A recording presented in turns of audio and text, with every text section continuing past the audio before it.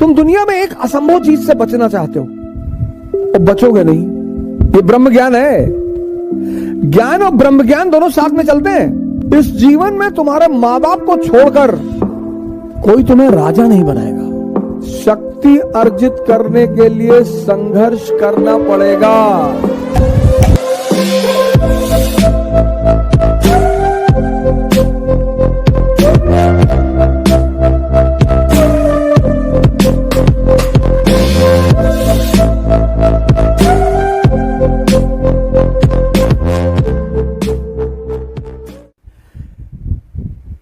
कि दूसरे की ताकत पर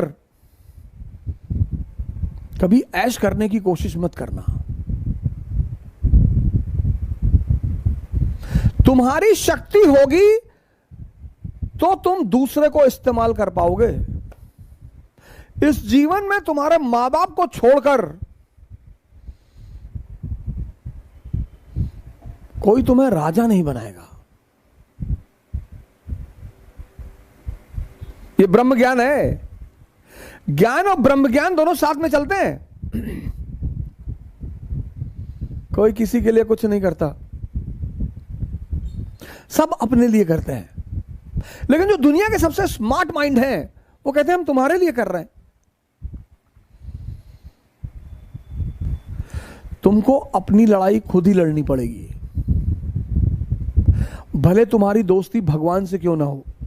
अर्जुन की है तो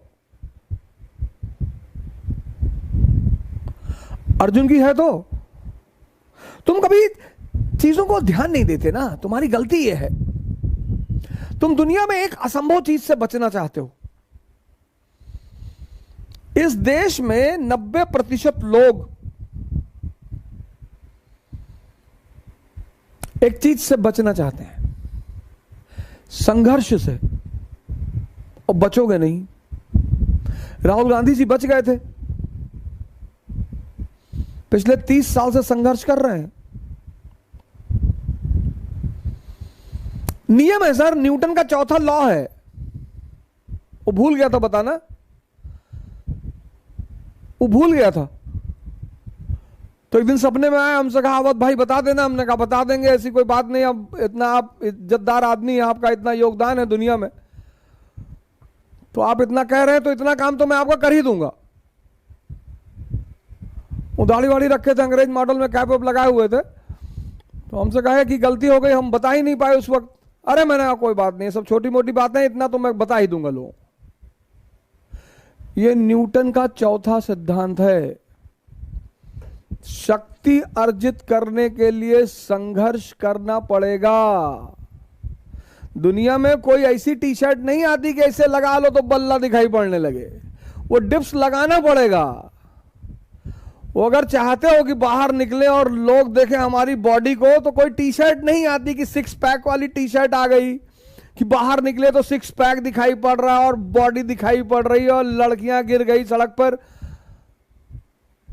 ऐसा नहीं होगा चाचा।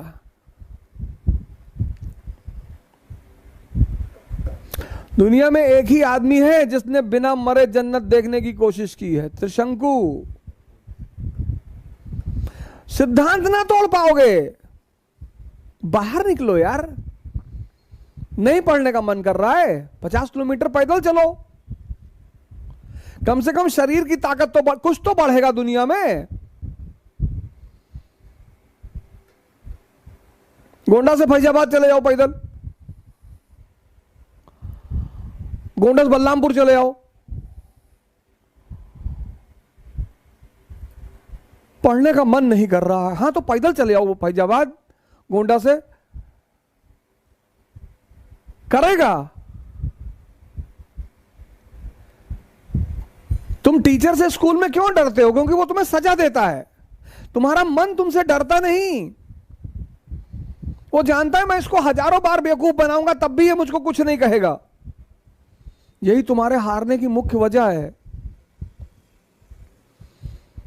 स्कूल जाते थे पहले तो होमवर्क करके जाते थे ना, क्योंकि पता था कि मैडम वो पटक के बहुत मारेगी।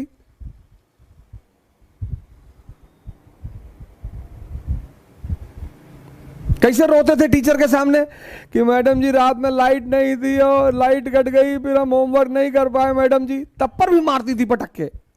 हम तो कई बार पीटे गए हैं। डरते थे ना, तुम्हारा मन तुमसे डरता ही नहीं। भाई तुमको एक बार कोई बेवकूफ बनाएगा तुम छोड़ दोगे, 2 बार बनाएगा छोड़ दोगे, तो फिर वो लगातार बनाने लगेगा तुमको। वही तुम्हारा मन तुम्हारे साथ कर रहा है, तुमको लगातार बेवकूफ बना रहा है। आज अम्मा बीमार ही, काल भैंस भाग के रही, परसों पानी गिरत है, पकौड़ी खाए के मन करत है, बुआ के यहां जाएगा, तब क्यों रो रहे हो?